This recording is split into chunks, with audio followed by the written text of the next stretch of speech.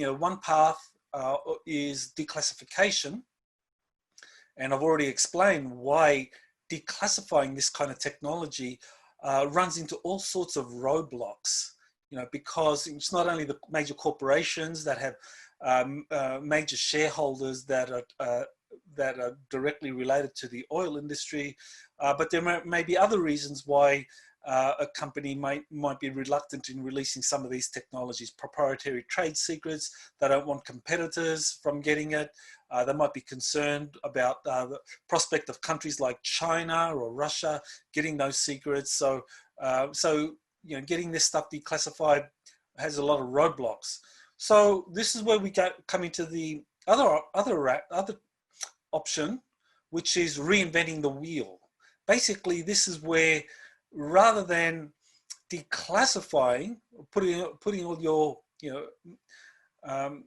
putting all your efforts into trying to have stuff declassified, you try to reinvent the wheel, try and rebuild these technologies. And it's very interesting. I know many of you probably are very familiar with the To the Stars Academy and Tom DeLonge's Secret Machines. I mean, it's very controversial exactly what they're doing. But I notice, having watched the very beginning of the Secret Machines approach that Tom DeLonge had, he was putting all his effort into having stuff declassified and working with 10 industry insiders, high-level industry insiders from the military-industrial complex, who were helping him to try and have this stuff declassified. But now, for those of you that have been watching developments at the To the Stars Academy, you notice that now they're putting their efforts all into building these anti-gravity technologies, building electromagnetic propulsion systems. So rather than trying to declassify stuff because they realized they ran into a dead end, their emphasis has now moved into reinventing the wheel, basically having their people come up with these proposed anti-gravity vehicles, and then having the public fund that kind of reverse engineering effort. So that's another strategy, reinventing the wheel, and that I think is really where these Navy patents are taking us down this track, because the US Navy is a huge institution in the United States, but even the Navy has trouble trying to declassify stuff. But as I will be explaining, if the Navy puts its efforts into reinventing the wheel, then something else can happen, and that's what I think is going on. But I will go into more detail into that. Now, one of the really interesting things that occurred early on with the Trump administration was during his inaugural address, he made a really amazing announcement as part of his speech. So on January 2017, during his inauguration, Trump's speech, in it he said, quote, "We stand at the birth of a new millennium, ready to unlock the mysteries of space, to free the earth from the miseries of disease, and to harness the energies, industries, and technologies of tomorrow," end quote. So, right there, you have a quote that could really be illustrating the kind of society we're going to be living in once we go through this kind of transition. Earlier on, I was talking about the butterfly and the caterpillar. We are experiencing this lockdown, and of course, we're in the midst of a presidential election. But at some point, I think what we're going to experience is something like this, where we're going to come out on the other side of whatever is ahead of us in terms of the virus, the lockdowns, this presidential election. And on the other side of that, we are going to be having some incredible technologies, where space, the mysteries of space are going to be revealed. The miseries of disease, we're going to deal with those much more effectively. And of course, energies, industries, and technologies of tomorrow. Then, that's taking us well beyond the fossil fuel industry that has dominated our life on our planet for pretty much a century now. From early on in the 20th century right up until the present, fossil fuel, coal, gas has dominated the energy sector. So one of the things President Trump did on January 20th was that allegedly he signed a secret presidential memorandum to declassify anti-aging and free energy technologies. So that was something that was revealed to me by insiders linked with Corey Good. And he told me this, and I was very interested in, well, what evidence is there that this is going on? Because Donald Trump has a very interesting background. His uncle, John Trump, was the person who was charged by the FBI, or given a responsibility by the FBI to review Nikola Tesla's papers after his death in 1943, to review which of those papers could be released to the public and which ones needed to be held up under national security orders or kept secret. So that was John Trump, who later on confided in Donald Trump a lot of the kind of secrets that he had learned about. So Donald Trump knew about a lot of these secret technologies that have been hidden, that have been subjected to secrecy orders and involved in these black projects. So Trump was aware of this, and so this apparently was why he issued this presidential memorandum, where he asked the intelligence community to release the national security orders on up to 1,000 patent applications that had been withheld. So this is where we get into the idea that it's through the US patent system that you can actually have this reinventing of the wheel process begin, because there's a lot of patents applications in the patent system that have been held up under national security orders, and allegedly Trump, shortly after his inauguration, issued a presidential memorandum asking for 1,000 of these to be declassified. So the US Patent and Trademark Office is very important for us in understanding how this new world is going to come into existence, because it's going to be through inventors being allowed to have patents published and then having industry build the technologies that those patents are describing. So first of all, we need to kind of look at what happens when an inventor asks for a patent on an invention. And obviously, if you're an inventor and you invent something that you think is going to transform society and is going to really be very significant, then you want to take out a patent to protect your invention from stopping anyone from stealing that from you. And so then you submit it to the US Patent and Trademark Office. And the normal process is that you have examiners look at your patent application, and they look at it in terms of what's scientifically feasible, if it's commercially viable, and those sorts of characteristics. I mean, they have a number of criteria that they apply, and then they'll grant the patent.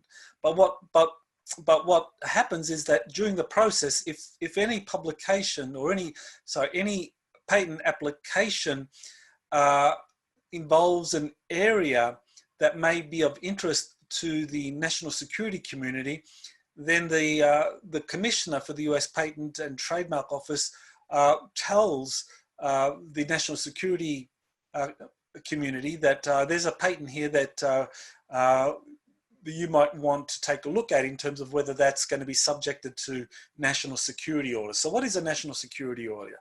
So in the Invention Secrecy Act of 1951, so that's in the US Code,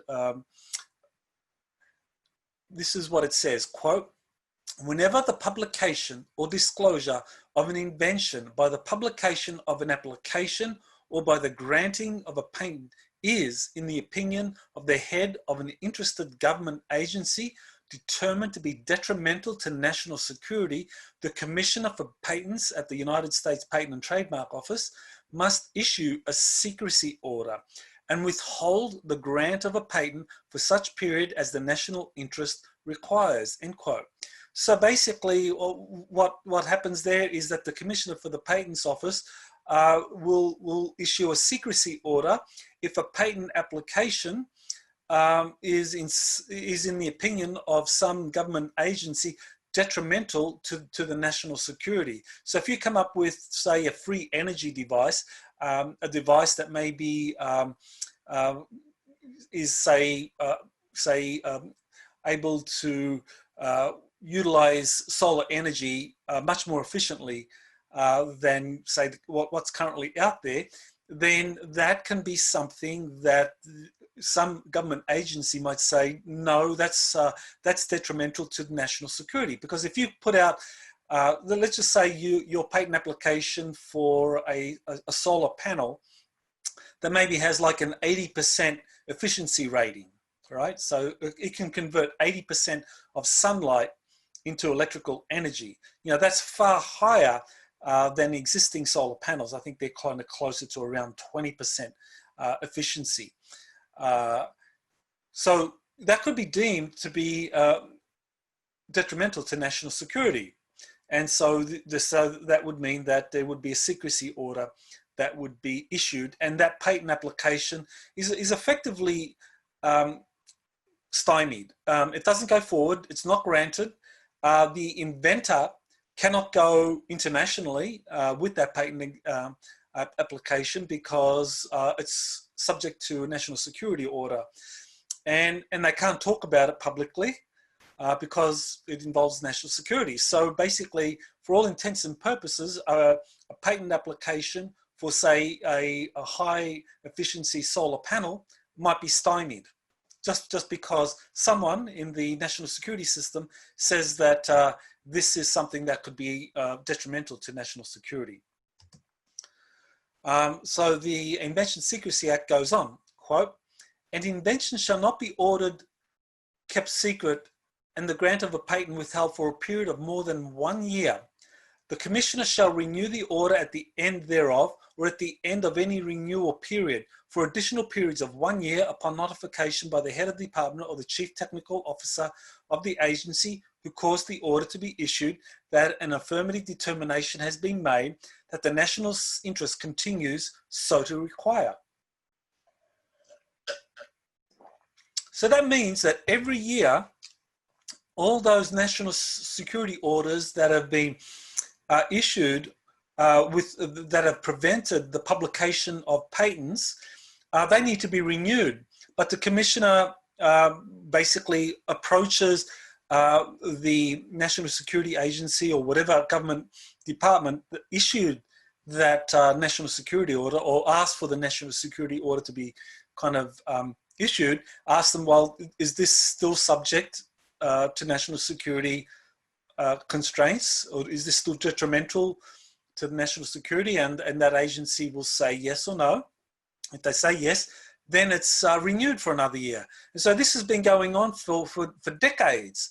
There are some patent applications that literally have been held up for decades, and the inventors have not been able to do anything simply because these national security orders are renewed annually, and the inventor has no recourse. They can't appeal, they can't go to the courts, they can't publicly talk about this, they can't go internationally. Basically, the livelihood that they could have earned from this, they might receive some compensation. There are provisions, or they may be actually asked to work in a black project. That's another way. I know Thomas Townsend Brown was one of these people that was asked to work for the Navy because he had a number of patents dealing with some anti-gravity technology. So that's maybe for some inventors, that's what happens to them, that they can't publish their patents. They're not going to make any money out of it. All the time and energy they put into those patent applications and the livelihood they would have earned is all under threat. So if, you know, the Army or the Navy or a corporation approaches them and says, we want you to work for us, sign a contract with us, and you can build your energy device or your whatever it is that they were working on. So it's a system that basically ensures that a lot of these inventions that could revolutionize our planet are kept in secrecy. So it's been a very effective thing. So now you have the number of patents that are subject to secrecy orders. So here you have, and this has been something that the Federation of American Scientists, they were able to get these statistics through the Patents Office, and it tells us each fiscal year how many how many secrecy orders have been issued against patent applications. So for example, here you can see in fiscal year 2015, there were 5,579 secrecy orders that were in effect. So that means there were potentially 5,579 inventions that could transform the energy industry, the health industry, transportation industry, aerospace, all of those different sectors of our economy and society that have been effectively stymied because some government agency said that this release of that or granting of that patent would be of damage to the national security, and so that patent application is effectively put on ice unless it's being worked on in a classified program. Tells us that in 2015 there were 95 patent applications that were new patent applications that were subjected to secrecy orders, and that 36 were rescinded. So that means that in fiscal year 2015, only 36 out of the 5,579 patent applications were lifted because some agency said, that's okay, you can release that now. It's not going to be such a threat. But obviously you can see the number of security orders are quite high. And then at the bottom, it tells you the sponsoring agencies for the new secrecy orders. So we see in fiscal year 2015,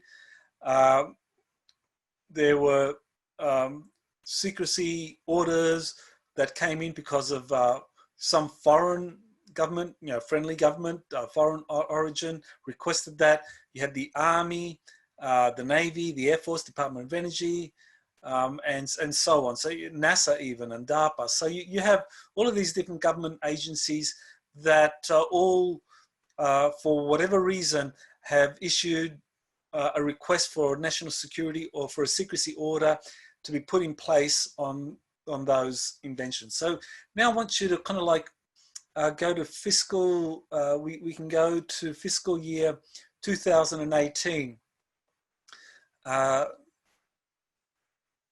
Fiscal year 2017, sorry. So this is the first year of the Trump administration. There were 5,784 secrecy orders in total that were in effect. There were 132 new secrecy orders, and there were 28 secrecy orders that had been rescinded. So fiscal year 2017, that's when Trump came into office, and allegedly that's when he issued his memorandum for the intelligence community to start lifting these security orders and to declassify 1,000 of these. So this is what apparently in 2017, of the 5,784 national security orders that were in place, Trump's memorandum basically said 1,000 of these need to be rescinded. So that's that, and he gave it a two-year timetable for that to occur. So we can see that there was very, very little effect in 2017, but that's when it was issued.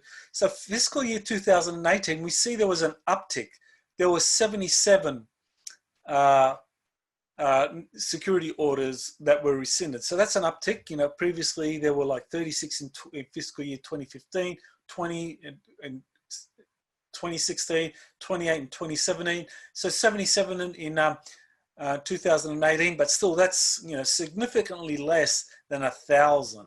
So what does that mean? That if Trump did indeed issue a national security, did issue a memorandum, a top secret memorandum to the intelligence community saying, I want you to declassify and to rescind your security orders against these inventions, that wasn't having much of an effect at all. In fiscal year 2019, last year, you can see that there were only two. I mean, out of 5,878, only 2 of these were rescinded. So that means that all the others, 5,876, that meant that year, the commissioner for the US Patent and Trademark Office received an affirmative from all of the agencies. You can see here some of the agencies that said, yes, that national security order needs to be kept in place. So it gives you an idea of how difficult it is to declassify things and to have these kinds of secrecy orders lifted. So what kind of patents are subjected to secrecy orders? That's a good one, because that takes us directly into the area that we're going to be looking at in this presentation. So there's a patent security category review list. So this was something you'll find on the Federation of American Scientists website, and down there the source, patent security category review list. So they have, I think it's roughly, I think it was about 18 groups, and the group number 11, I thought that was the one that was very interesting and directly relevant to us. Item number 8, solar voltaic generators. AMC, that's Army, that's Army Material Command. If greater than 20% efficient, that's NASA and the Air Force. So basically this is telling us that the Army, the Air Force and the Navy, if an inventor comes up with a device that is able to generate electrical energy from solar energy that is more than 20% efficient, that's subject to secrecy orders. So so this tells us immediately that you know, there's very powerful limits on just how efficient a lot of these inventions can be. Because if they're too efficient, that means you're going to have a secrecy order imposed upon you, which, you know, is crazy when you think of it. You know, the only reason that this could be happening is because the fossil fuel industry is so powerful, and it doesn't want to change things. That its influence is so great that it's got the Army, NASA, and the Air Force basically wanting to ensure that what becomes publicly available in terms of solar energy efficiency isn't any greater than 20%. Then you have item 9, energy conversion systems with conversion efficiencies in excess of 70 to 80%. You know, fossil fuel, you know, that doesn't quite get anywhere near that level of efficiency. Solar energy, of course, doesn't. We're talking nuclear fission. I think nuclear fission is around 60%, 65% efficient. That's probably one of the most efficient kind of energy systems out there. Nuclear fission, far more efficient than say coal or gas or any kind of fossil fuel conversion system that's out there. So anything that is greater than 70 to 80%, the Air Force, the Navy, and the Army are all going to slap a national security order on that, or basically make an objection that this releasing such technology can threaten national security. So where does all this, so in terms of energy efficiency, so let's look a little bit at this. So the first law of thermodynamics is the physical law which states that the total energy of a system and its surrounding remain constant. The law is also known as the law of conservation of energy, which states energy can transform from one form into another, but can neither be created nor destroyed within an isolated system. And that's a pretty conventional interpretation. And there you have a diagram which basically shows the energy that goes in. And so for example, if we're talking, that system process, if we say we're talking about, say, your car, the internal combustion energy, the internal combustion engine that you have in your car. So you got the energy coming in, so that's petroleum, gas. It goes in, and you actually have the process, the internal combustion energy, generating heat and so forth that drives the pistons. So you have energy coming out, which is your tires being rotated, and that of course is how the car works. And you have loss. You have loss in terms of the exhaust, and that's the way conventional system operates, where you have a closed system. So the internal combustion energy, internal combustion engine is an example of a closed system in terms of you can measure the energy going in, the potential energy in the oil, and the energy going out in terms of the work that's performed on the tires and the heat that's coming out, and so that's a closed system, and energy remains constant. If you measure the work being done by the pistons driving the camshaft that rotates the wheels, and the energy that's lost through heat, that all exactly matches the potential energy inside of the gas. So that's a closed system, and so that's how energy efficiency is measured.